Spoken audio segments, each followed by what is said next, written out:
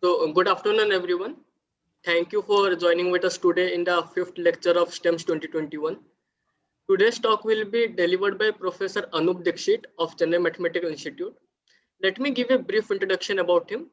He completed his PhD from University of Toronto in Canada under the supervision of Professor V. Murthy.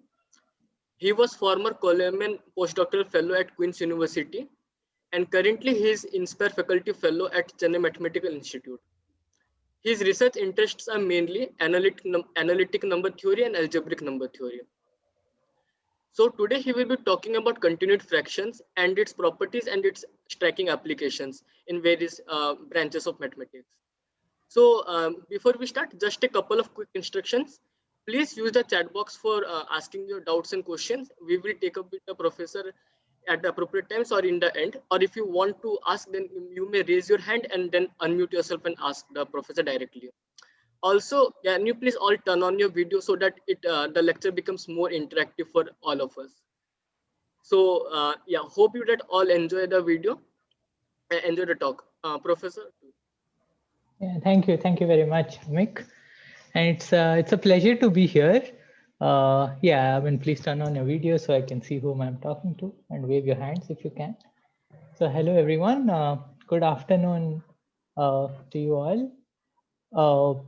And I would like to thank the organizers, especially Amik and Aniruddham, for organizing this wonderful STEMS lecture series. It's a great initiative, and hopefully some high school students will benefit from this, and hopefully they will learn some very interesting mathematics and go on to maybe pursue a career in mathematics. So today I'm going to talk about continued fractions. So keeping in mind my audience, I'm going to make it very accessible to everyone. So there won't be any assumptions. So for some of you, some part of the lecture might be slightly boring that you would have already seen before, but bear with me. And hopefully this is just an initiation to the subject, and this will probably give you a feel for what it is all about.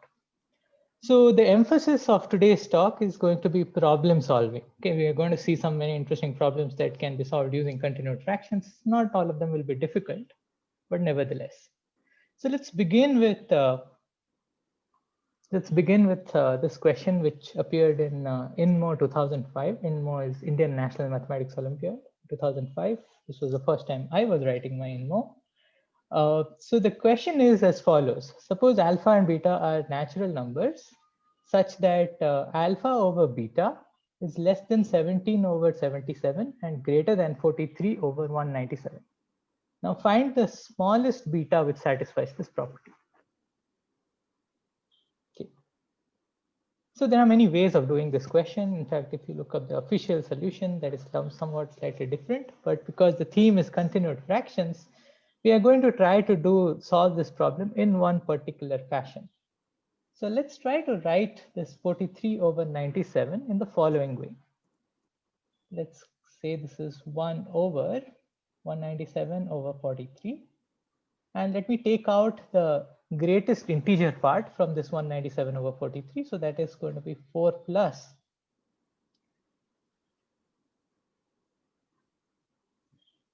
What happened?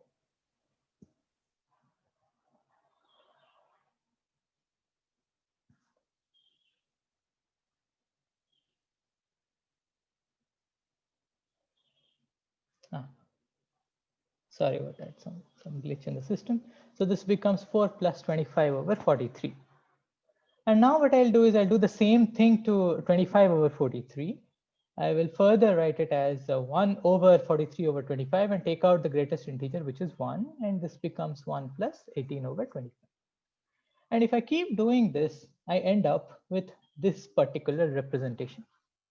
So by the way, please stop me or unmute yourself and ask some questions if you have any questions. I know that the organizers said you should wave your hand, but sometimes it is possible that they miss it. So just unmute yourself and ask. Don't be scared of the organizers. Okay, so this is the representation that we get for 43 over 197. Now let's do the same thing to 17 over 77, the other fraction. Then that becomes for that we get this particular representation. And how do we get it? Just write it as 1 over 77 over 17, then take out the greatest integer, that would be 4, plus whatever is remaining. Again, write it as 1 over that, and then take out its greatest integer, and so on and so forth. And remember and recall that 43 over 197 looked like this, and 17 over 77 looks like this. Now let's compare both these representations. So here we have this 411 common in both of these representations. On the other hand, after this 411, we get 1 divided by 8 over here. And over here, we get 1 divided by this 2 plus something. So if I call this x, then I know that my x is between 2 and 3. So we get 2 plus 1 over something which is greater than 1. So that is going to be slightly greater than 2. And then x is less than 3. But what was our goal? Our goal was to find a fraction or find a rational number between 17 over 77 and 43 over 197, which has the smallest denominator. Now, and which has the smallest denominator. So I will have to choose a number between 2 and 3, between actually x and 8, and put it there so as it gives me the smallest denominator. So can one of you tell me what number I should be choosing?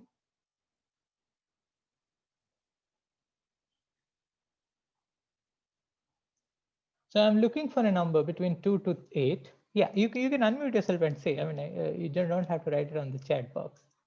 I want to hear your voices as well. See? 4. 4. Okay. All right. So one person is saying 4, and one person on the chat box said 3. Of course, 3 is less than 4. So let's go with 3. And 3 definitely is between x and 8. And 3 is the smallest such number.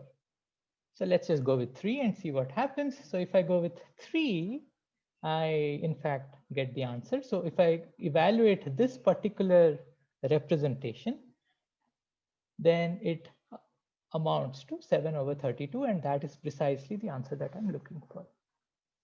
So this is one very simple way of finding a rational number between two given rational numbers using continued fraction, and where we are minimizing the denominator using this particular representation. I'll come to what continued fraction is in a minute. And these representations are usually defined as continued fraction.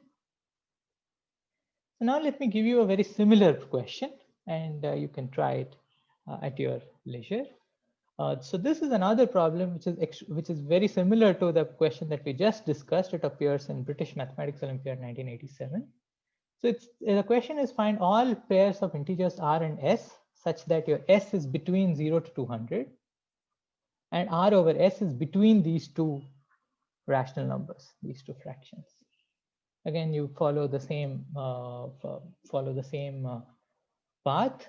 Write 45 over 61 and 59 over 80 as continued fractions, compare them, and that will give you some idea on what choices would give you the right s.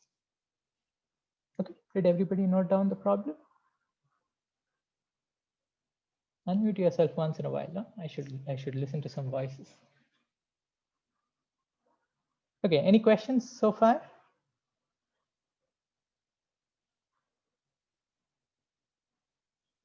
Okay. Okay, so now this exactly why, okay, so there is one question on why does this work though? Okay, so I must, why it works, you will probably find the answer during the talk at some point. Mainly, so it works because of the following reason, that if I have, if I write down any rational number between these two, 17 over 77 and 43 over 197, then this part of, if I write this particular representation, then this part will remain the same. So what may vary is this later part. Now for this later part, if you choose anything other than 3, that would result in a larger denominator, something again which will be clear in the part of the lecture. But before we move ahead, let me also make one other confession, that over this, because I'm directing this mostly towards building an intuition or building a feel for the content for this particular topic. So many things I will not prove, or I'll not give you a precise proof for many things that we will be discussing, but I will mostly just give you a flavor of the subject. But if you have questions, of course, we can take up after the talk. All right, so let's move on. And this particular thing that we just described of writing a fraction in this particular format, this is what is called a continued fraction, or it is often called a simple continued fraction, or sometimes also called a Euclidean continued fraction.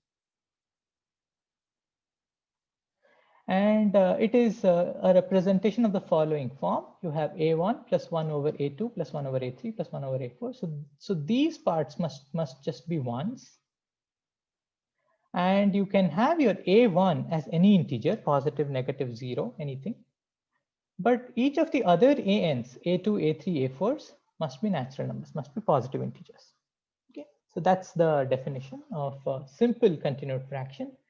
Now it is often called Euclidean continued fraction, and there is a reason why it is called Euclidean, because in a way this is basically Euclid's algorithm.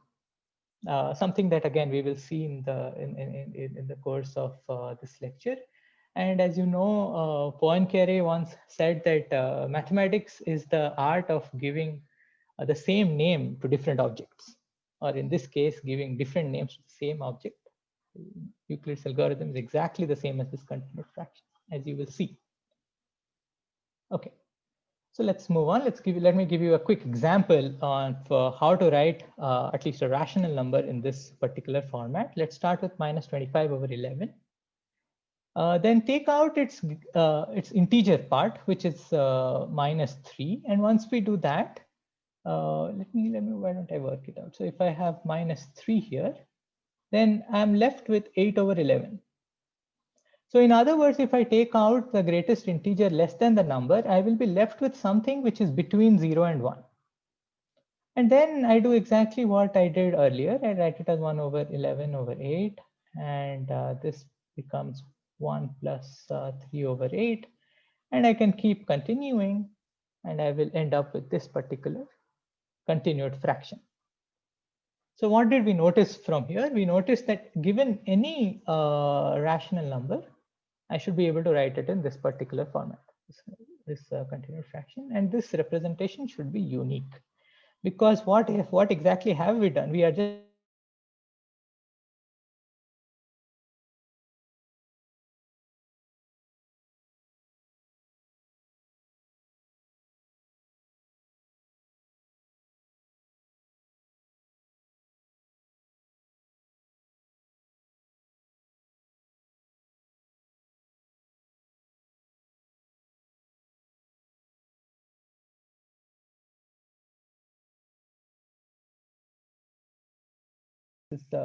less than, sorry, this is greater than 1 plus 1 over 2, which is 3 over 2, because here whatever we have is less than 2, and this is also less than 2 itself.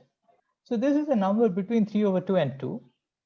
And of course, it requires a little more argument to say that it converges to a particular number, but that can be done. So let's assume convergence for now. Then I can write my x as x is equals to 1 plus 1 over x, because this is nothing but x. And what is this? If I try to solve this equation, it's just a quadratic equation, and all of us know how to solve a quadratic equation. It's going to have two roots. So that's going to be 1 plus root 5 over 2 and 1 minus root 5 over 2. But because you see that this x is a positive number, it should not be 1 minus root 5 over 2, which is negative. So x is positive, and we get x is equals to 1 plus root 5 over 2. Okay, I think there are some questions there. Exactly. So this is what is called the golden ratio. I think there are some questions over in the chat. Can we use minus in place of plus in a continued fraction? Absolutely, we can. So, but for simple continued fraction, as I mentioned, so these are simple continued fractions. Okay. So simple continued fractions are of the form where everything is positive.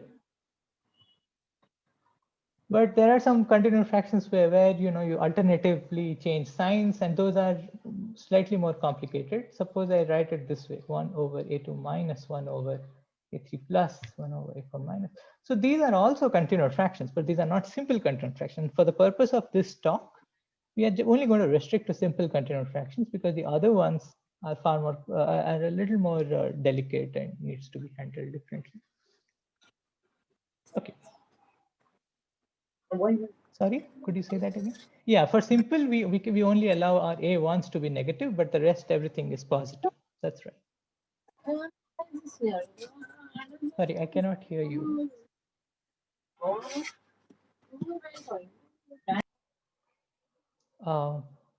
Okay, I'm going to assume that there is no question. It was just some background noise. And here, what have we done? We I have a looked at. question. Yeah. Yes. Yes. So can you please show the slide of P? So can you please show the slide of P by Q where P by Q is always in Q, irrational numbers? Oh, okay. So you want to note down The previous slide, I think. Yeah. Yes. Yes, sir. So the previous, yes. Yeah. Yeah. All right. So yeah, feel free to take your time to write down whatever notes you need to take. Totally fine.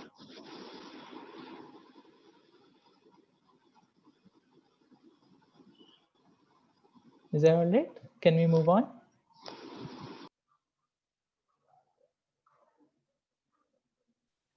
Yes, sir, please. All right. So that's good. So over here, we saw that we had a infinite continued fraction, and then we could evaluate that continued fraction as this particular real number. Now we can go the other way around as well. So let's start with an irrational number, because we already saw that rational numbers have finite continued fractions. So let's start with the irrational number √2. What I'm going to do is I'm going to take out the greatest integer out of it, exactly the way we take out the greatest integer out in case of rational numbers. So this is 1 plus √2 minus 1, because 1 is the greatest integer, which is less than equals to √2. And now I can do the I can keep rationalizing it. So this √2 minus 1, I can multiply and divide it with √2 plus 1, and that gives me 1 over 1 plus 1 over √2 plus 1. Now I do this. I can again do the exact same thing. Take out the greatest integer less than or equal to square root of 2 plus 1, which is 2, and I again end up with a √2 minus 1. I can keep following this process, and I end up with this particular continued fraction. And the nature is exactly the same. We just take out the greatest integer and invert whatever is there or whatever is remaining. So I take out the greatest integer and I add with whatever is remaining, which is something between 0 and 1. I take its inverse, make it something greater than 1, then again take out its greatest integer and keep following that method and that process. So in this case, again, we saw that one of the irrational numbers, when I tried to write its continued fraction down, it's going to yield an infinite continued fraction. And in fact, this is a more general phenomena. And one can write every irrational number as a continued fraction. So here is what we have. Every real number can be uniquely written as a continued fraction, because I'm giving you the algorithm, which is unique. Take out the greatest integer, then invert the rest, and so on. But out of those real numbers, if you are a rational number, only then do you have a finite continued fraction. So the number of terms is finite, and only if it's a rational number. Otherwise, for irrational numbers, it isn't finite. And what we saw was, so far, we only saw numbers where a pattern is repeating. And that is essentially a theorem of Lagrange, which says that if you have a real number for which the continued fraction eventually it becomes periodic. That means there is a string which keeps repeating itself for an infinite continued fraction, then that number is essentially quadratic irrational. So something of the form square root of 2, square root of 3, or 2 plus 3 root 5, things like that. So in other words, let's say if I have Okay, so there is an example over here. So if I look at square root of 3, then its continued fraction is going to look like this. So here you see this 1 over 2, 1, 2, 1, 2 is repeating itself. Forget the first term. Eventually it becomes periodic. Periodic meaning this particular string keeps repeating itself. Now for root 2, we already saw that root 2 was just 1 plus 1 over 2 plus 1 over 2 plus this particular continued fraction. Here, the string which was repeating was just 2. On the other hand, here the string that was repeating was 1, 2. Yeah, is there any question? No, sir, that seemed to be just some background. Yeah, okay. So no, so yeah, I saw that there is someone is asking, is it true for transcendentals? It is not even true for algebraic irrationals. It is only true for numbers which are of the form, which are quadratic irrationals, square root 2, square root 3, 3 plus root 5, things like that. So this periodicity is only true for for quadratic irrationals. But so for example, if I look at something of this form, let's say 1 over 1 plus 1 over 2 plus 1 over 3 plus, let's say I keep having this 1, 2, 3 repeated, 1, 2, 3, 1, 2, 3, 1, 2, 3, and so on. That would also be something of the form a plus b root d, a quadratic irrational. Quadratic irrationals are exactly numbers of this form. Okay, but even if you take root 2 plus root 3, you won't get this kind of a thing. Okay. So this is a result of Lagrange. So one can make sense of this particular period. So the length of the string, which repeats itself, is called a period of the continued fraction. Okay. So this particular length is called the period. Now, a natural question is, what is the period of square root of t? Now, I see that there are many questions coming up in chats, but if you could unmute yourself, it would be easier for me to hear it, because it's sort of hard to follow both ends at the same time. It is always good to ask questions to get the definitions cleared out.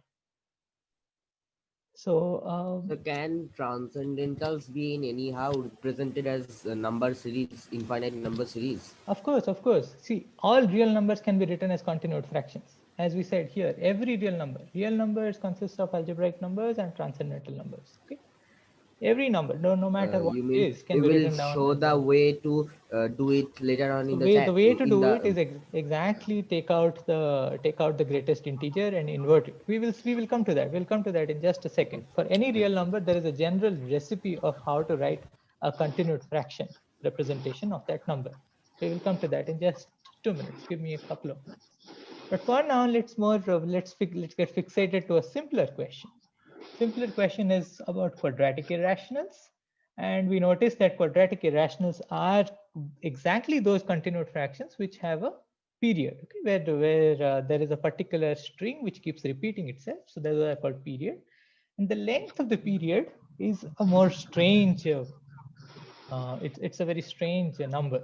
In this case, for square root of 3, we have the string which is repeating itself is 1, 2, 1, 2, 1, 2, and so on. So the length is 2. Like for example, if I had A, B, C, okay,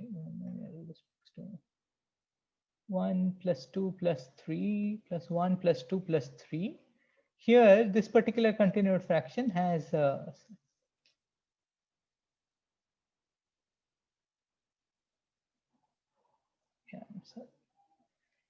so this particular continued fraction has a string of period 3.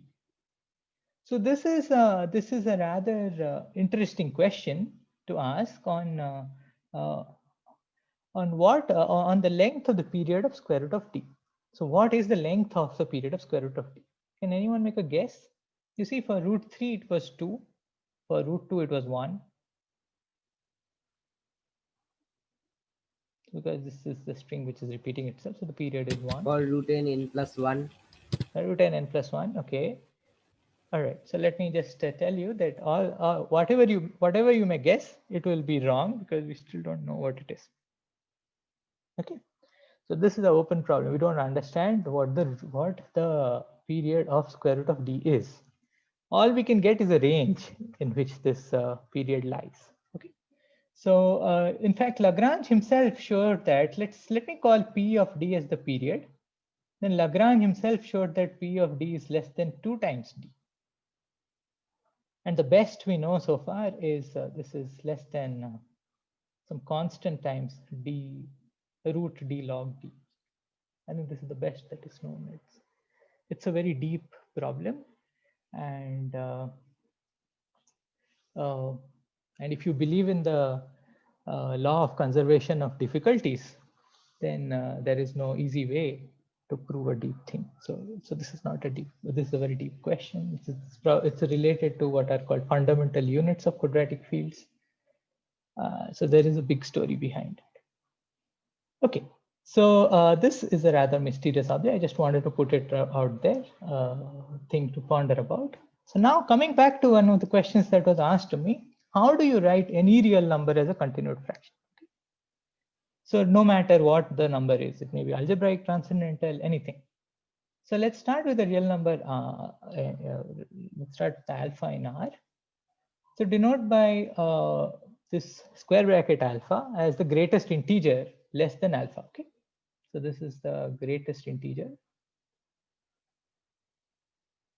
less than equal to alpha.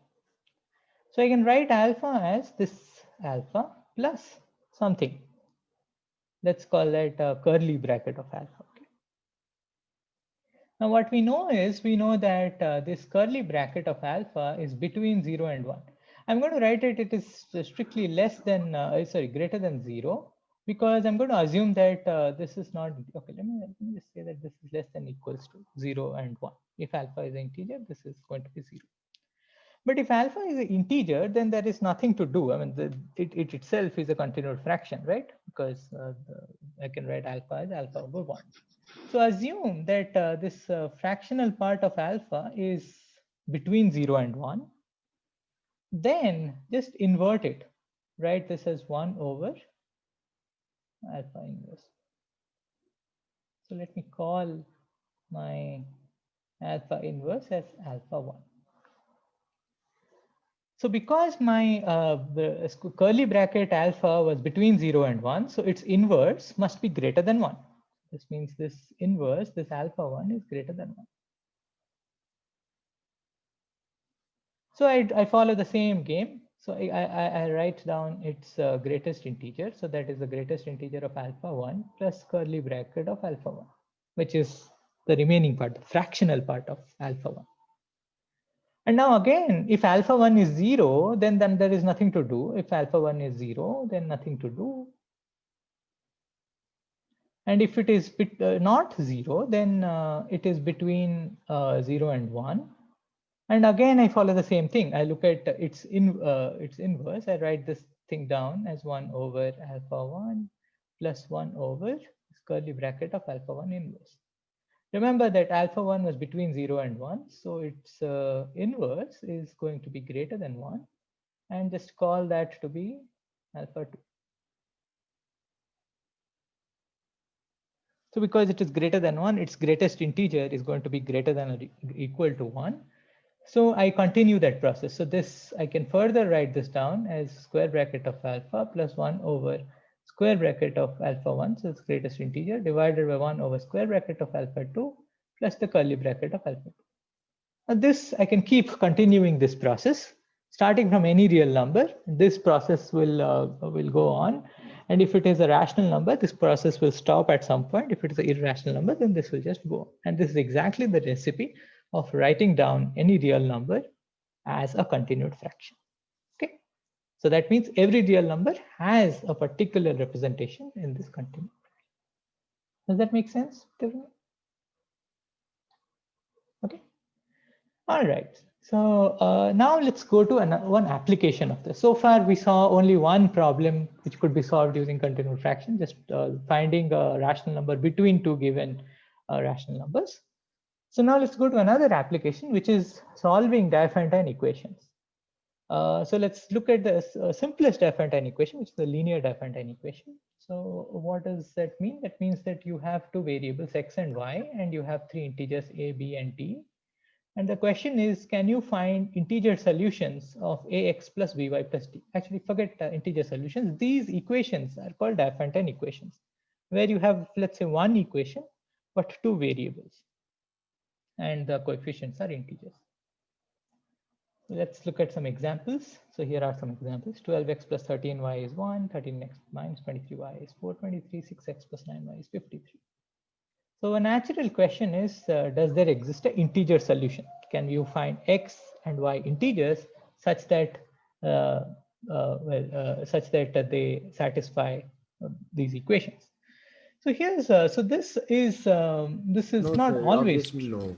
This is Because in the past, exactly. This is obviously no, because look at the last equation. Here on the left hand side, we have 6x plus 9y. So whatever it is, for integers x and y, it is divisible by 3. But on the other hand, on the right hand side, we have 53, which is not divisible by 3. So it doesn't always have integer solution. The other question is, why does the screen disappear?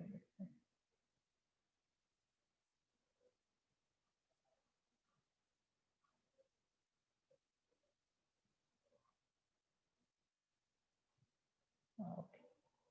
Yeah. And the other question is, can you find, suppose there are some integer solutions, then can you find those integer solutions? Suppose something is solvable, then can you find the integer solution, and can you find all the integer solutions? So these are two natural questions that arise. Look at this particular definite equation. Here, if I take x as -1 and y as 1, then that already gives me a solution. On the other hand, if I look at this particular definite equation, a priori, just by looking at it, it is not completely clear whether it will always have a solution. So, but there is a known strategy to know whether there is a solution to such definite equations or not. So, as we earlier saw, on the left-hand side, if you have that both the coefficients are divisible by a number, then that number should divide the right-hand side. And that precisely captures when there is a solution and when there is not. So the theorem is equation of this type, ax plus by equals to d, has an integer solution if and only if your d is divisible by the GCD. One way is clear. If GCD must always divide d, because GCD divides ax, GCD divides bx, so it should divide the sum, which is d. But the other way is not quite clear, and it follows from what is called the Aryabhata's algorithm. So the GCD can be written down as a linear combination of ax and by.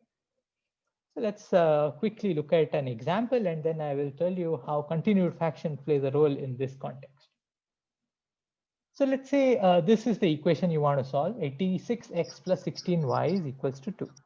Yeah, are there any questions? I hear some questions, hear some noise. No, sir. Okay. So let's try to see how to find a solution to this particular equation. So one way is first write down the Euclid's algorithm to find the GCD of 86 and 16. And that will kind of tell us how to write this down in, how to write a linear combination of 86 and 16, which would give us 2. Euclid's algorithm, to remind you, goes in the following way. 86, first we write 86 as 5 times 16 plus 6. So 86 and 16, I divide 86 by 16, take out the quotient and the remainder. Then what I do is I play the same game with 16 and 6. So I write 16 as 2 times 6 plus 4. The quotient is 2 and the remainder is 4. And then I do the same thing with 6 and 4. So 6 is 1 times 4 plus 2. So this kind of a thing is called Euclid's algorithm, and we stop at the point where this particular number, the remainder, is divisible by both 4 and 6. And that is precisely our GCD. I'm kind of sure that most of you would have seen Euclid's algorithm earlier. But once we have this, then you can reverse trace the Euclid's algorithm, which is called the Aryabhata algorithm, to find some x and y which satisfy this particular equation. Okay, that's basically what Aryabhata's algorithm is. But before I go to Aryabhata's algorithm, I should tell you that this should remind you of continued fractions, because this is nothing but 18 over 16 being written as 5 plus 6 over 16, which further written as 2 plus 4 over 6, and so on. Exactly the process that we wrote here, is captured in this continued fraction. So this is exactly what I meant when I said that the simple continued fraction is basically Euclidean continued fraction, because it is essentially Euclid's algorithm. Okay, so now let's look at Aryabhatta's algorithm. So let's trace our steps back. You write 2 as 6 minus 4 from this last step. And then I can write write 4 as a linear combination of 16 and 6 from the previous step, and simplify this. So I have written my 2 as a linear combination of 16 and 6. And then I trace it back one more step. I can write 6 as a linear combination of 86 and 16 from the first step. And that will give us 2 as a linear combination of 86 and 16. Okay, so this I'm fairly sure most of you are familiar with this particular algorithm, but this yields that x is equals to 3 and y is equals to minus 16 is a solution to this Diophantine equation that we started.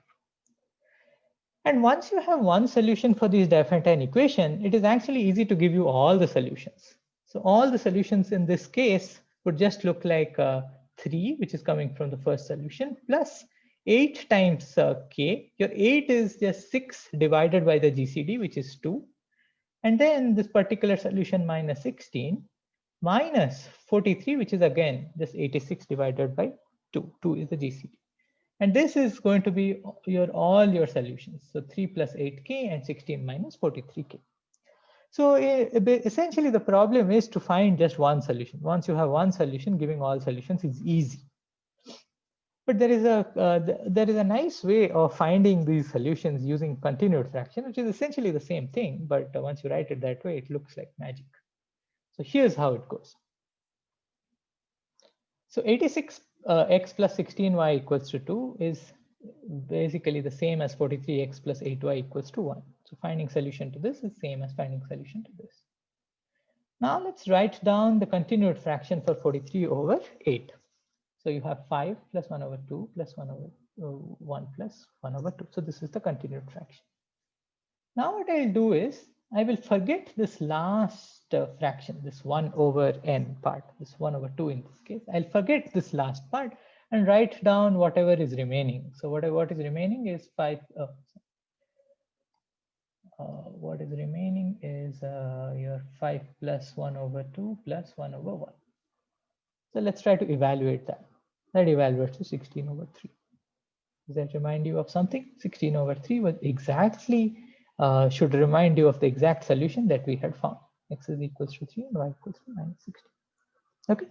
So this is a very nice way of finding solutions to Diophantine equation by just removing the last fraction of the continued fraction of the ratio of the coefficients that we began with.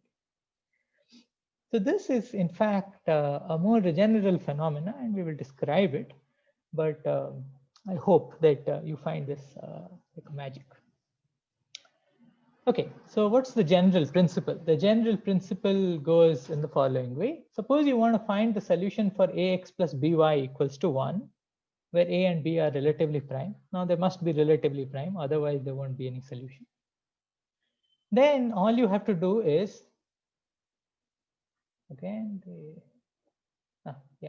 so all you have to do is write down the continued fraction of a over b. Suppose it looks like this, because it is a rational number, so it will have a finite continued fraction. So it will, suppose it looks like this. Now what I'll do is I'll remove the last fraction, that 1 over an, and then evaluate whatever is remaining. So I evaluate up to an minus 1, I evaluate, and let's say that it is p over q. Then what you can find is this aq over bp, a over b and p over q. So a over p is the entire fraction, p over q is up to an minus 1. If I cross multiply it, then the difference will always be 1. Okay, so if I look at aq minus bp, then it is going to be either 1 or minus 1. Now this is a more general, we will come back to it in a few more slides. But this should tell you that we have found a solution to ax plus by equals to 1. because if AQ minus BP is equals to 1, then X is equals to Q and Y is equals to minus P is the solution. And if it is equals to minus 1, then X is equals to minus Q and Y is equals to P is the solution. Okay. Yeah, someone is asking about Pell's equation. That's the exact next thing that we are going to look at. All right, so this is a general principle. So if someone asks you to find a solution for a Diophantine equation, you should be able to say this like this, but just writing down the continued fraction, removing the last term. Okay. So let's talk about some general elements, some general things that appear in the continued fraction, which are called convergence. Oh, before I go there, are there any questions? Are there any questions or any comments? I see that the chat box is completely full, but there is no way for me to go through it. So if there are any interesting questions, you can probably paraphrase it. Sir, can all the Diophantine equations be represented as Ax plus By is equals to 1, where A and B are yeah, integers? it can be, right? Because you see, if because if Ax plus By equals, if you look at Ax plus By equals to D, now this has a solution only if your D is divisible by, sorry, if D is divisible by the GCD, right? And if I remove the GCD, if I divide all the things by the GCD, let's say A over the GCD of AB, X plus B over the GCD of AB is equals to D over the Y, D over the GCD. So in other words, what we end up having is we end up having some let's say A1x plus B1y is equals to some D1, where A and B are relatively prime. So if I can find a solution to A1x plus B1y is equals to 1, then if I multiply this solution by let's say x naught and y naught are the solution. Yeah, if let's say A1 x naught and B1 y naught is equals to 1 is a solution, then dx naught and dy naught should be a solution. Respectively X and Y. Okay, sir. Thanks. Yeah. Okay. So that's why finding it for 1 is good enough. Sir, do we use the Aryabhatta's algorithm after the Euclid's algorithm? So what Euclid did was Euclid gave this algorithm to find the GCD. But I'm not so sure that Euclid knew that GCD can be written as a linear combination of these numbers. Okay. Sure. So it was Aryabhatta who figured out that So why do we learn that it's Euclid's lemma? Well, you know, the history of mathematics is kind of I'm not an expert in the subject, but this is what I think. I think Aryabhatta is the one who figured out that it can be written as a linear combination. But Euclid came up with the idea of writing it down as, yeah. So you know, these are mysterious things. So I don't want to say anything controversial here. Yeah. Okay. Any other question? Any other question? Do the organizers have any interesting question from the chat box? It's majorly everything you have answered, sir. Majorly. Sorry. If there are, I'll put them to you. Okay, great. All right, so let's look at the convergence of continued fraction. So what are convergence? So let's say alpha be a real number, and let's say this is the continued fraction representation, it's an infinite representation. Then for each of these, in each of these, if we stop at any of these stages, I call these convergent. So if I stop at the first term, then I'll say P1 over Q1, it's just A1, it's just A1 over 1. If I stop at 2 terms, then I call that P2 over Q2. And I should have written one more term, but anyway, so if I stop at the nth term, then I call that Pn over Qn. So it is basically we have a continued fraction, we terminate it at a given stage and call those numbers as convergents of alpha in this continued fraction. So let's look at some examples of this particular convergence. We have already mentioned that square root of 3 looks like the following: 1 plus 1 over, and then this 1, 2 keeps repeating. So I can figure out what the convergence look like. So P1 over Q1 should be 1, and your P2 over Q2 should be 1 plus 1 over 1, which is 2. P3 over Q3 should look like, so it should be exactly this much. So that's 1 plus 1 over 1 plus 1 over 2, which is 1 plus 1 over 3 over 2, which is 5 over 3, and so on. So these are the convergence. Okay, so these are the convergence of square root of 3. 1 over 1, 2 over 1, 5 over 3, 7 over 4, so on. Okay. Now notice a couple of things here. So first is this 1 is less than 2, but 2 is greater than 5 over 3. 5 over 3 is again less than 7 over 4. 7 over 4 is greater than 19 over 11, and so on and so forth. So you see that the trend is it is increasing and then decreasing, increasing and then decreasing, and so on. Furthermore, we know that eventually this these, if I keep writing this convergence, they converge to square root of 3. So one can notice that if I just write the, or if I just look at the odd convergence, this, and so on, so they would form an increasing sequence. So this is the increasing, monotonically increasing sequence converging to square root of 3. I'm not sure if everybody is familiar with convergence, but it's something like a set of rational numbers which tend to a particular number. If I keep writing it, it goes arbitrarily close to square root of 3. That's what it means. On the other hand, if I write the even terms, 2 over 1, 7 over 4, and so on, then that is a monotonically decreasing sequence converging to square root of 3. Again, converging to square root of 3. So this is quite an interesting phenomena here. And then there are other questions that arise, like how fast is this convergence happening and so on. So let's try to familiarize ourselves with certain notions, certain properties of this convergence. The first property is this Pn over Qn and Pn minus 1 over Qn minus 1 are very close to each other. So let me remind you what Pn and Qn are. So Pn over Qn is just A1 plus 1 over A2 plus up to plus An minus 1 plus 1 over An. And your Pn minus 1 over Qn minus 1 is exactly the same, but it stops at An minus 1. So of course, these two things should be close to each other, but how close? So they are as close as some 1 or minus 1 divided by Qn times Qn minus 1. Now this is precisely why Aryabhatta algorithm works using continued fraction. Because remember, when we were looking at Ax plus By is equals to 1, and I wrote down my A over B, let's say A over B looks like this, An. So that is basically your Pn over Qn. And then I wrote the Pn minus 1 and Qn minus 1, which stops at An minus 1, this particular thing.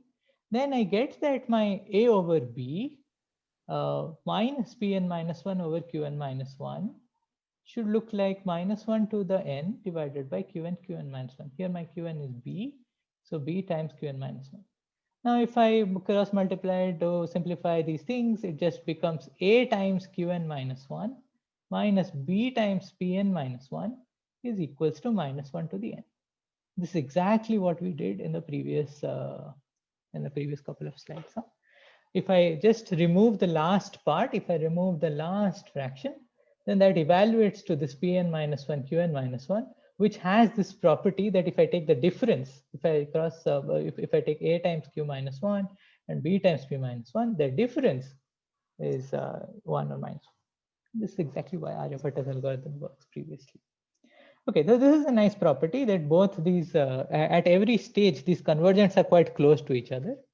And that you can use this to show that if I write any real number as a continued fraction, and if I stop at any given stage, then that particular convergent is very, very close to this number alpha. How close is it? It is at most 1 over Qn square away. Now this one you should be able to appreciate this, because if you look at any number in general, if you write its decimal expansion, let me just say the number 0.123456. Okay, let's call this alpha. This is a decimal expansion. If I ask you how good is the approximation 0.123 to alpha, so if I look at 1 minus 0.143 is 123 over 1000. If I ask you how good is this approximation, then if you don't know anything about these 4, 5, 6, if you only know these first 3 terms, all you can say is this is less than 1/1000. Okay. So in other words, decimal expansion as a way of representing numbers is not a very good approximation to that number. It converges to the number very slowly. If I terminate at a given stage, then the error term is almost like 1/1000. However, in continued fraction, it goes very close to that number really fast. So if I just take a few terms, then the difference is at the rate of 1/qn square. So that's a pretty fast way of converting to the number. So this is just some vague philosophy, and you should appreciate it, because understanding real numbers is a part of human life. Okay.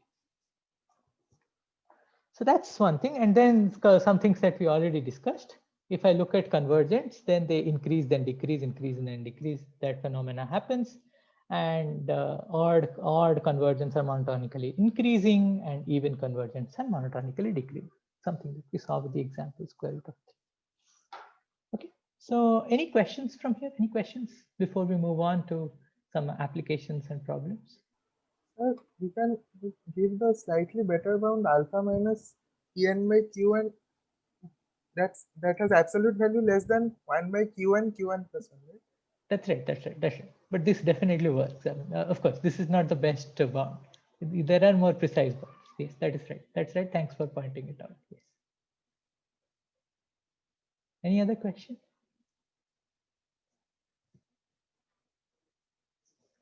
Okay. All right. Yeah. So if you have any questions at any point, just unmute yourself and speak. So the next thing is, so far we saw only essentially just 2 different types of problem. One is solving a linear Diophantine equation, and then finding the smallest beta such that you can put a rational number between any other 2 rational numbers. And the next application is something called Brahmagupta-Pell's equation. So these are equations of this particular type, x square minus dy square equals to 1. Here we want to find the values of x and y, integers x and y, such that this equation has a solution, and d is taken to be a natural number. So this again is written as Brahmagupta-Pell's equation, but Pell really, the historians believe that Pell really had nothing to do with solving this equation.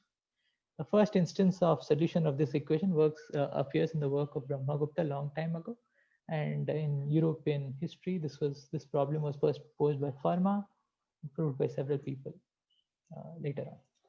Anyway, but culturally it is called Pell's equation, so we will stick to it, and we will just put Brahmagupta's name before it. Okay, so we want to find the solution to this, and here is the magic. The magic is the solution is captured by the continued fraction expansion of square root of d. Now again, I'm not going to prove why this technique works, but just to give you a flavor of how to find all the solutions, and that should be attracting enough at this stage. So let's see how to find a solution to this type of equation. Let's see through an example. Let's say I want to find all solution of x square minus 3y square equals to 1. So that's my goal. So as I told you, the solution is captured by the continued fraction of square root of d. So square root of d, and here my d is 3. So let's that's precisely the reason why I chose it, because I have already figured out the continued fraction of square root of 3. This is the continued fraction of square root of 3. Now let's also write down its convergence. Its convergence are 1 over 1, 2 over 1, 5 over 3, 7 over 4, 19 over 11, and so on and so forth. And okay, I put it in the line. And it turns out that these even convergents yield the solution. So if you look at x is equals to 2, 2 square minus 3 times 1 square, then that is 1. That is just 4 minus 3, which is 1. If you look at 7 square, which is 49, minus 3 times 4 square, 48. 7 square minus 3y square, 3 times 4 square is also 1. Sir, please. Yeah. Sir, Sorry? please can you go to the previous slide? The previous one? Further No, back? sir. Further back? Yes, sir. Here? Yes, sir. Okay. Okay, sir. Okay. Yeah. So all I did was I just wrote down the continued fraction of √3 and wrote down its convergence. And the magic is that these even convergence give you the solution. So as I was telling you, if you plug in 2 square minus 3 times 1 square, that is just 1 for minus 3, 7 square 49 minus 3 times 4 square 48, 1, 26 square minus 3 times 15 square, let's see, yeah, it is 1. You can check that. So that's those are all the solutions to this Brahmagupta-Pell's equation. And in fact, these are the only solutions of this particular equation.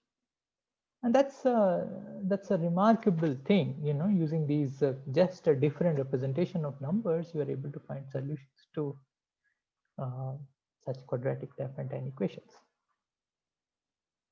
Okay, any questions so far? I'm not going to say more about it. If you want to prove that this works, you can try to Sir. prove it by hand. Just use Sir. induction, it should work. Yes, go on. Yeah. Hello, sir. Yeah, Can hello. you show once again how to remove the convergence, please? How to remove the convergence? Convergence, how to take the convergence. Oh, how to find them? Okay, so here you see the first convergent is 1, no? Just 1. There's nothing to do there. The second convergent is this part, this much. That's 1 plus 1 over 1. So that is 2 over 1. The third convergent is I take the next term up to the next term. So that is what? 1 plus 1 over 1 plus 1 over 2, which is 1 plus 1 over, this is 3 over 2, which is 2 over 3. Or maybe just write it this way, which is 2 over 3, which is 1 plus 2 over 3, which is 5 over 3. So that is the third convergent. And the next one is again, you just evaluate it and keep going. And you will get 7. Okay, thank you, sir. No problem. So I have a question, sir. Yeah, yes, go on. Yes. Sir, is it always true that that any kind of Brahmagupta-Pell's equation will have solutions of the Yes. even convergence? Yeah, it is. Isn't the odd convergence always. No, the odd convergence, no, the odd convergence won't work. The even convergence will always give you the solution. Oh, okay, sir. So there are two questions in the chat. Okay. So one is regarding do the odd positions give solutions to some similar type of equation?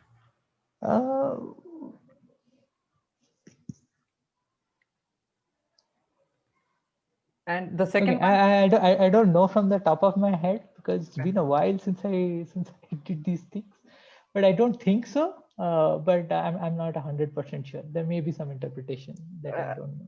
And maybe something similar related, but why do the odd convergence not work in the case of Brahmagupta? Yeah, so that's the thing. So you know, like again, I keep telling you guys that I'm just trying to give you a flavor of the subject. I'm not trying to tell you exactly why things work and why things don't work. Okay, why it doesn't work is why the odd convergence don't work in this case.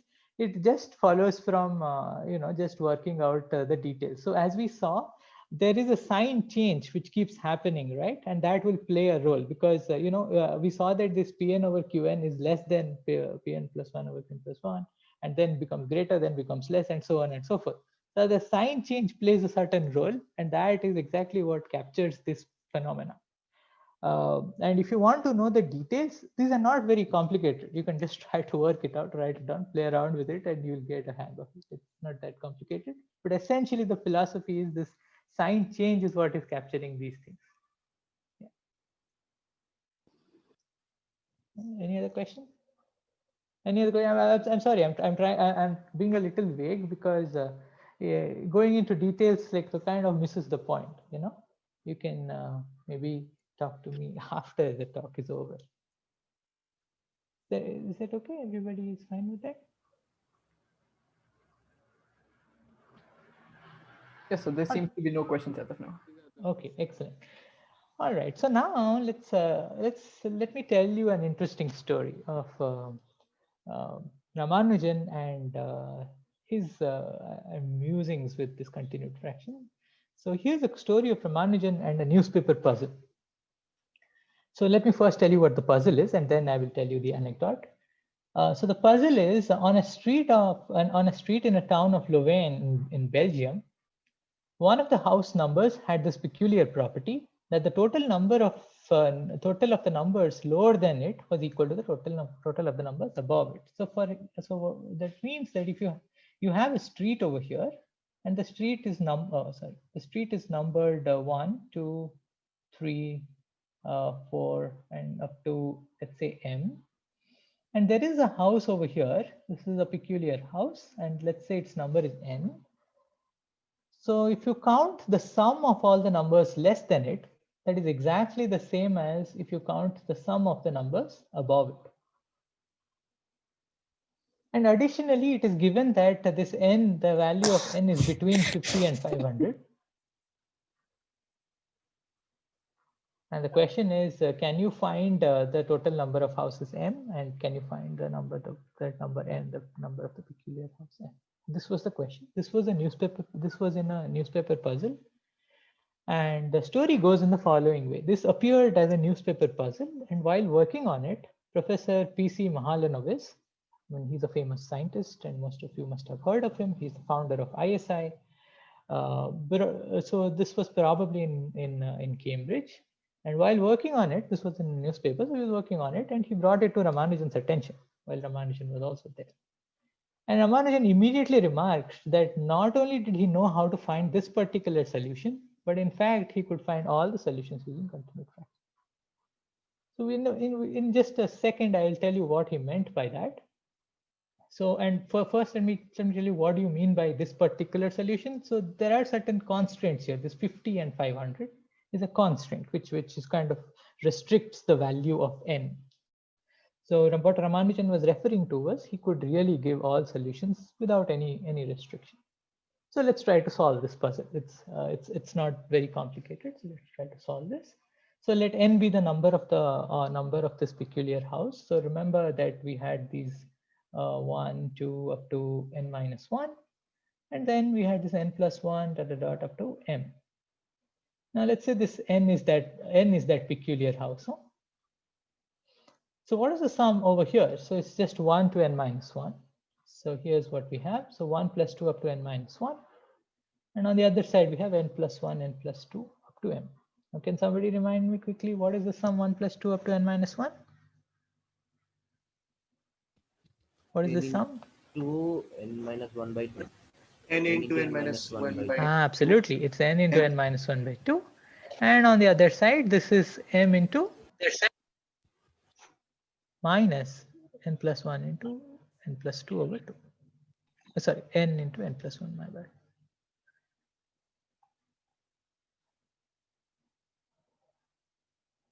Everybody agrees with this? So this is the equation that we have. So if you simplify it and change sides, you will get the following. You will get that 2m plus 1 square minus 2 times 2n square is equals to 1. Now I would expect one of you to tell me how to proceed from here.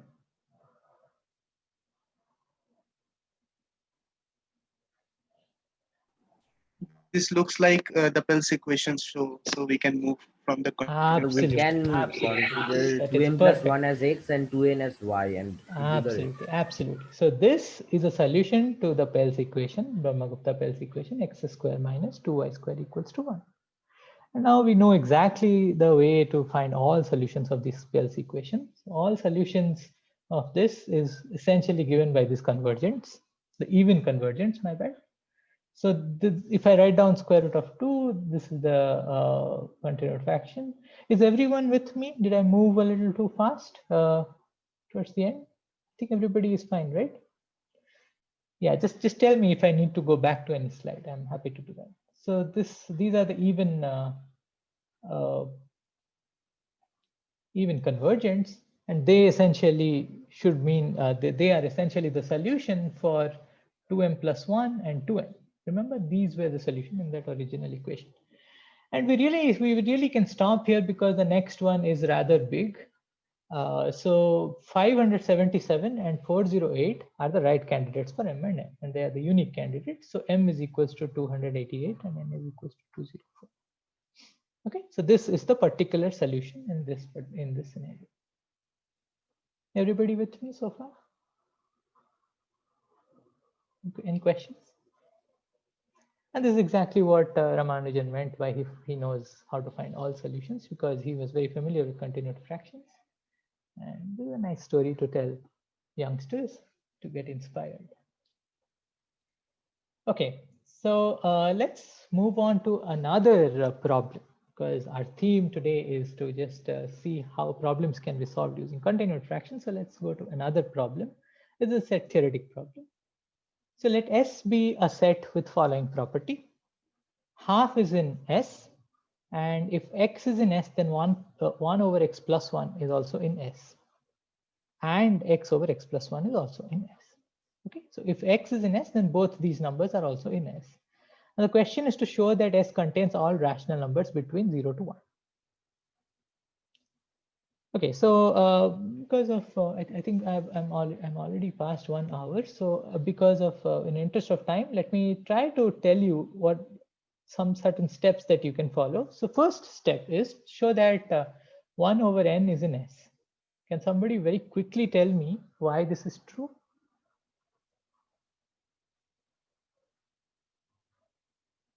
Yes, the 1 by 2 is in X, so 1 by 3 is in X, so Why 1 by is 4 1 is over in X. 1 by X plus 1 is in S, exactly. So 1 over 2 is in S, so 1 over 3 is in S, and so on. Okay, because 3 is 2 plus 1. So this is, and then by induction, 1 over n is in S. That is correct. Now let's go to step 2. This was the easier step. Show that if X is in S, then 1 over K plus X is in S for all natural numbers K. So clearly, if X is in S, 1 over 1 plus X is in S, that is given. But I'm also saying that 1 over 2 plus X should be in S, 3 plus X should also be in S, and so on. Can somebody quickly tell me why that is? the step 1 follows step 2 because X is right.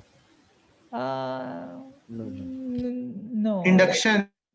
Yeah. Sorry, someone else. Okay, so someone else has to interfere. See, step 1 does not follow step 2 because not all numbers are the form 1 over 2, right? So there is a problem there. In fact, I actually made a mistake here. Oh, sorry about that. Okay, 1 over 2 is in S, but how does that tell you that? My bad. 1 over 2 is in S, sure, but why does that tell you 1 over 3 is in S? Because if I look at 1 over X plus 1, so that becomes this, right? This is not true. This is not quite true. Got carried away. So this is not 1 over 3. So that was a wrong argument. So now someone else give me the right argument for 1 over n being in S. Sir, Yes. Yeah. sir, Yes. as we know, if X belongs to S, then 1 by X plus 1 will belong to S. Now, by similar argument, if X minus 1 belongs to S, then 1 by X will be in S. That's right. So n minus 1 and n follows the But step how 1. do you know n? How do you know n minus So 1? we can belongs to say X by X plus 1 as 1 by 1 plus X plus 1. So the step 1 you did in the previous way will be correct if we do that. Okay, that is kind of correct, but I think I missed what you said. Can you say repeat yourself, please? X by X plus 1 Yeah. is equals to 1 by 1 plus X, 1 by X plus 1. 1. You are saying that, let me write it down. X over X plus 1 is equals to 1 by 1 plus 1 by 1 plus plus 1 1 over by X. X. Yeah, that's So right. with this we can do. But sorry, how do you do this? How do you do it with this? You're saying that with this you can Yes, conclude that 1 over 3. Absolutely, that is correct. Yeah, that's right. Absolutely correct. Now, how do you go from 1 over 3 to 1 over 4? We put Again, by the 1 same over argument. 3 in place of X. That's right. Again by the same argument. That is absolutely correct. But the point is somehow you will have to use the x over x plus 1 type of thing. So let me, for those of you who may have missed what he said, let me just say the same thing in different words. So from 1 over 2, if you just take 1 over 2 over 1 plus 1 over 2, then this will be 1 over 2 over 3 over 2, which is 1 over 3, which is in S.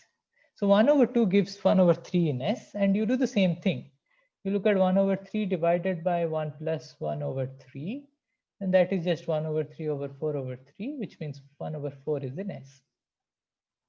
Okay, so given any 1 over n, you can do the same thing. You can just write 1 over n over 1 plus 1 over n, which is 1 over n plus 1, which is in S. So this is an induction argument, and induction tells you that every 1 over n is in S. Okay. So using the very same type of argument, one can in fact show that for any x in S, 1 over k plus x is also in S. So we already know that 1 over 1 plus x is in S. So what I can do is I can look at 1 over 1 plus x divided by 1 plus 1 over 1 plus x, okay? Because 1 over 1 plus x is already in S by the given condition. And this just becomes 1 over 1 plus x divided by x plus 2 over 1 plus x, which means you have 1 over x plus 2 is in S. Okay. And if you apply the same thing over here, you will get 1 over x plus 3 is in S, then 1 over x plus 4 is in S, and so on and so forth. Again, by induction, you will get 1 over k plus x is in S. All right, so we have these two things with us. We know that every 1 over n is in S, and every 1 over k plus x is in S if x is in S. Can you kill the problem from here? Can you show that all rational numbers in the interval 0 to 1 must be contained in S?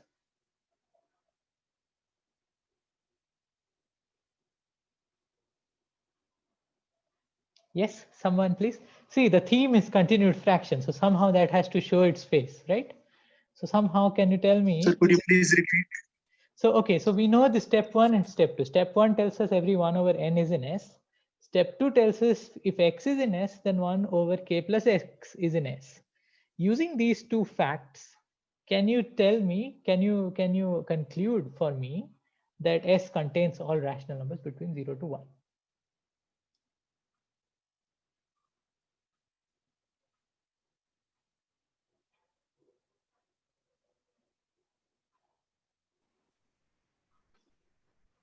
Sir, every rational number in 0 to 1 can be expressed as 1 by some real number from 1 to infinity.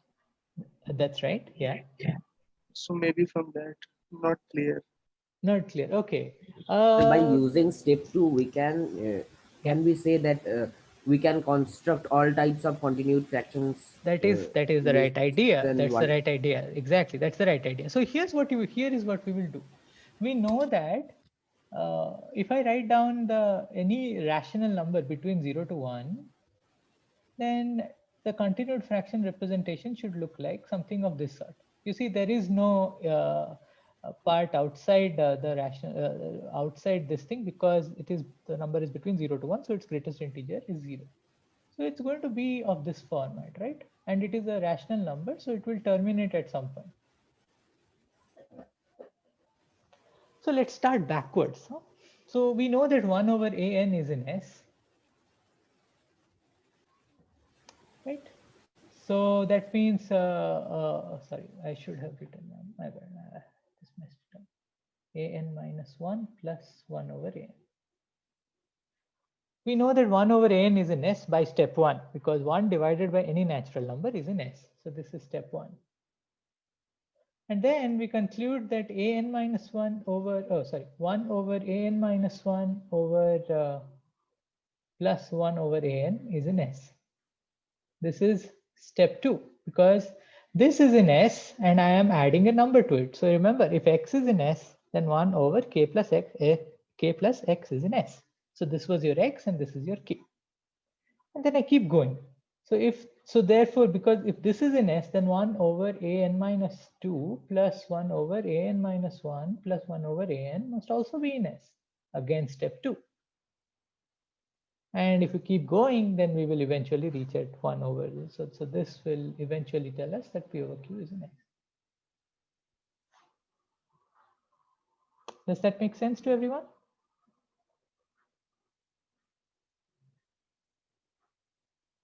Is it okay? Yes, sir. Yeah. Yes, sir. Okay, excellent. So now let me just go back to the question and change it slightly and ask you to prove this. I think this is true. I haven't verified it, but I think a similar thing should be there. So instead of 1 over x plus 1, if I replace it with 1 over x, if just change the condition and say half is in S, and if x is in S, then 1 over x is in S and x over x plus 1 is in S. Then show that S contains all rational numbers. Forget about the interval 0 to 1. I think you can show that it contains all rational numbers.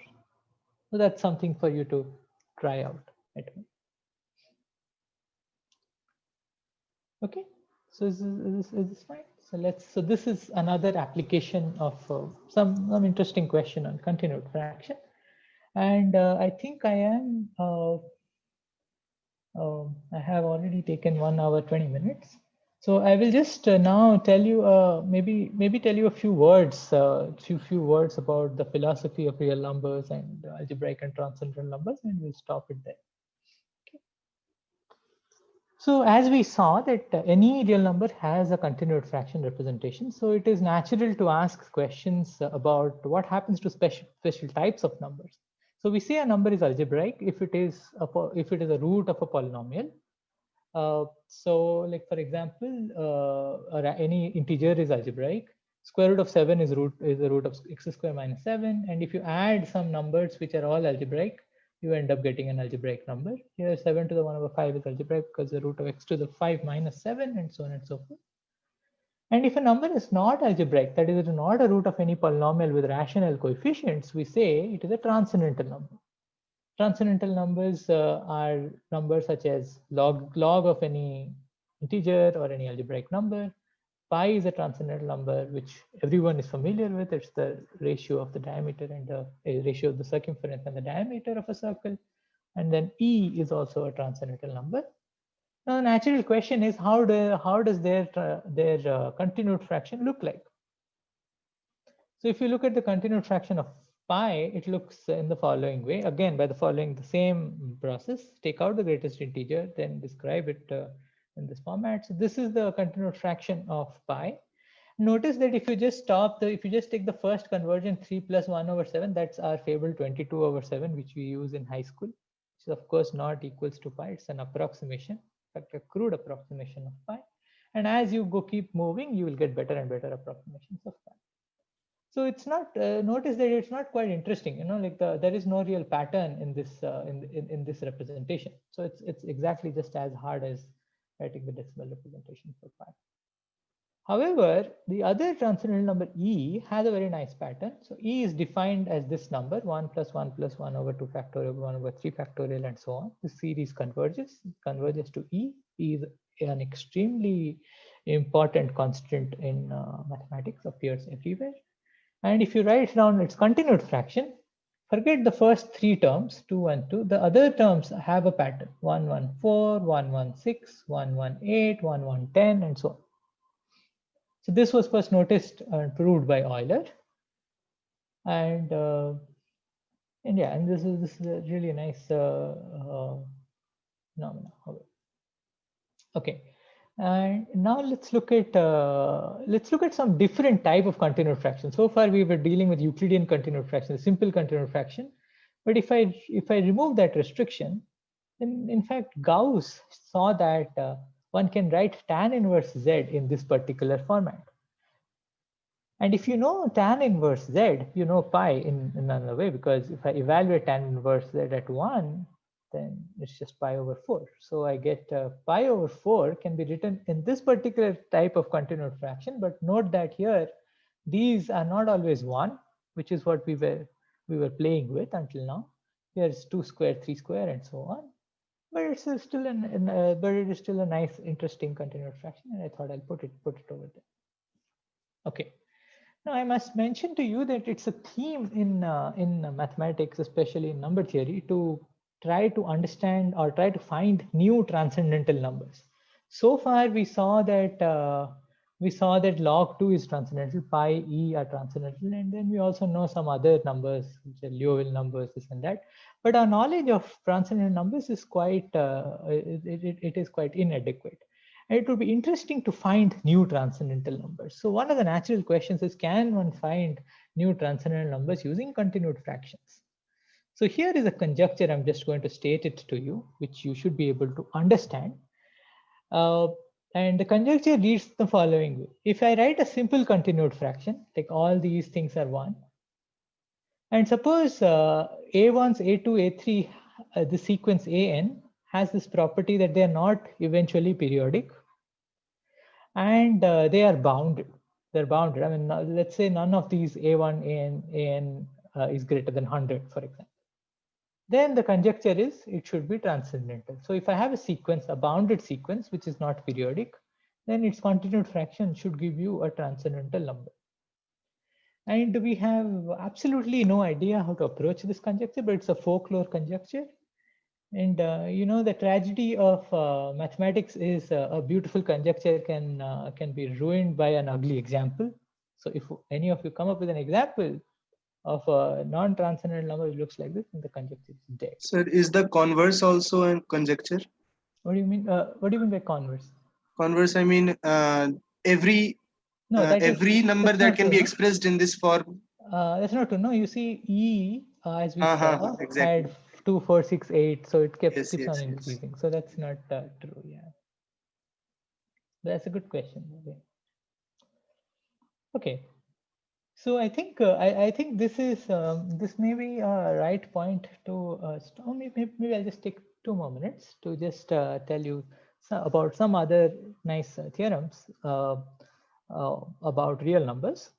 So it was shown by Dirichlet that any real number, any irrational number, for any irrational number alpha, there exist infinitely many Pn over Qn, infinitely many rational numbers, which are very, very close to alpha. So the distance between them is less than 1 over Qn square.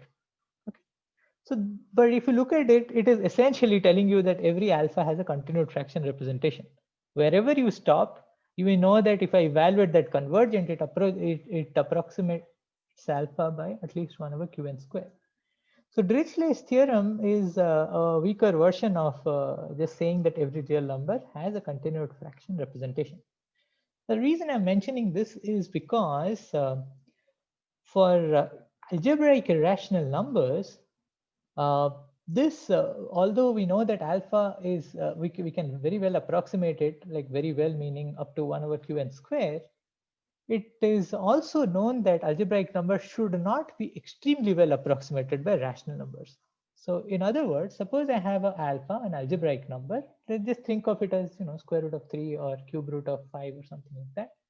And let's say there is a polynomial and let's say f of x be the polynomial which is satisfied by alpha. And let's say it has degree n. Then there should exist a constant c such that for any good, for any rational number, for any, like however good approximation of alpha it is, it can never be as good as c over Qn square. So it's a very interesting thing. So if you have algebraic irrational, you can never approximate it very well by rational numbers.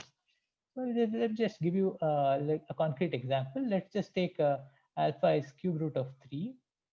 Then you know, f of x is x's cube minus 3. So the degree is 3. So I'm telling you that this cube root of 3 minus any rational number p over q should be greater than some constant divided by cube. And then this was proved by Liouville like a long time ago. And then very deep results of Thuay, Ziegel, and Roth showed that one can improve this n by 2 plus epsilon. And you see over here we have this 2, and here we have this 2 plus epsilon. So really Dirichlet's theorem is the best possible rational approximation that we have. In other words, if you change the language, you can just say that continued fraction is possibly the best representation of a real number, which converges very rapidly to that real number. You should not be able to find other representation which converges as rapidly. So that's an interesting point, and I think I will stop here. Hope this gave you some overview and some idea to go home and read everything about the subject. It's a very vast topic, and hope you guys enjoyed the talk. Sir, excuse me. Yes. Sir, so first of all, like I think in Liouville's theorem, like we need to add the obvious condition that alpha is not rational. Yes, you're right. Yeah, you're right. That's right. My bad. Sorry about that. So here alpha is not a rational number. Yes. Thank you. And also, like in the theorem by Hugh, Siegel, and Roth, Yeah. can you explain the notation a bit more properly? Like what is meant by q to the power 2 plus epsilon? So, it's basically saying that for any epsilon, you should be able to find a large enough constant C such that the previous thing, alpha minus P over Q must be greater than equals to C divided by Q to the 2 plus epsilon. So the C should depend on epsilon, and that's more or less it.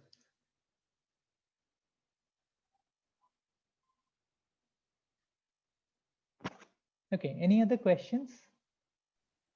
Yes, sir. There is a question that why do we not use continuous fractions more than decimal expansions? Like we generally use decimal, so why not continuous? Because if you go to a shop and ask them, give me 1/1 plus 1/2 kilos of apples, or they will straight away kill you. That's why we don't use it as often. Sir, Yes. like also another thing. So you gave the few moments ago, like you gave a theorem. You gave something to prove that if half is in some set S, Yeah. in that problem, like I'll go you back said, to that. Yeah. Yes. is it true that in that case S is the set of all rational numbers? Yeah, that in is your right. version. Yes, that is exactly what I'm giving you to prove. Yes, that's right. I haven't checked it, but I think that should be true.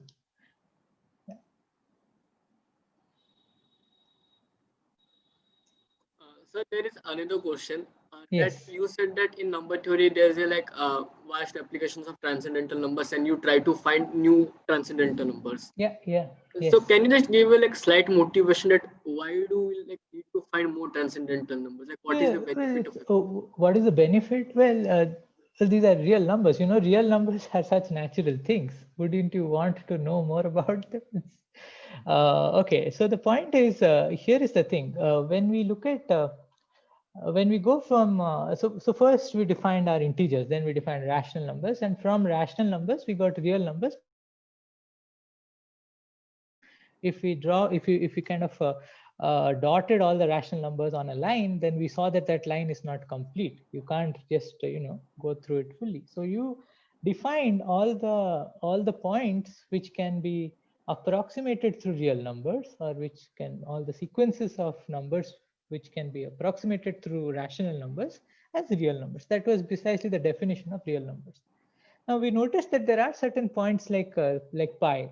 Pi appears like 3.141 something, and so these numbers become transcendental. They don't satisfy any polynomial equations. So we got curious about such numbers, and how do you find more of such numbers? So one of the ways is the following. One of the things that we do is the following. We define some functions and say, okay, let's look at some special values of this function, and we hope that those are transcendental. Let's say you define a series function, and let's say, for example, e to the x is 1 plus x square over 2 factorial plus x cube over 1 3 factorial, and so on. And then we would expect that e to the x evaluated at 2, so that is e square, e cube, all these numbers to be transcendental, and that is in fact true. But many a times for many functions, we don't understand the arithmetic nature of those values, and it is well, when you don't understand something, it bugs you, so you want to understand. Yeah, and I feel that our knowledge of transcendence is very, very little, and there's a lot to be done there. So, naively speaking, it's a theme in number theory to find new numbers, basically, new transcendental numbers. Yeah. So this was more of a discourse rather than an answer, but I hope it satisfies. Yeah. Sir, can you suggest some resources for students to look up at, like some books or something? Books for So continued fractions where they can read up about it, or any website or anything like that. That's a good good question. That's a good question. I actually so the book that I looked up was a Hardy and Wright, a book by Hardy G.H. Hardy and Wright. But of course, their book is not the easiest to read for high school students. And I am sorry, but I don't know. Yeah, sorry Yeah. about that. Yeah, but if you find a good reference, let me know because Yes. yeah. So if you have any other questions, you may write to us at our tessellate.cmi@gmail.com, and we will take up with the professor and answer you back. And so this is today we conclude our talk. So we thank you, professor, for joining us today and taking us through this beautiful world of continued fractions, where we saw how to deal with like real numbers, expressing them in continued fractions, Diophantine equations, Brahmagupta pills equation, and everything. That was quite interesting. Even the last problem of Ramanujan and this set theoretic problem about British Olympiad, that was also quite interesting. Hope you all enjoy the talk. And our next, there will be a talk session by Daniel Litt of University of Georgia, talking about Orobus connection in arithmetic and geometry. It will be available on YouTube on 26th of October. Thank you all. Thank you very much for organizing this. This is a great session, and I enjoyed it. And I hope everybody benefited a little bit out of our discussion today. Okay. Definitely, sir. Once again, a huge thanks to You're you. welcome. Thank So you. I hope I'll see you guys soon in CMM. Yes, sir. Absolutely, sir.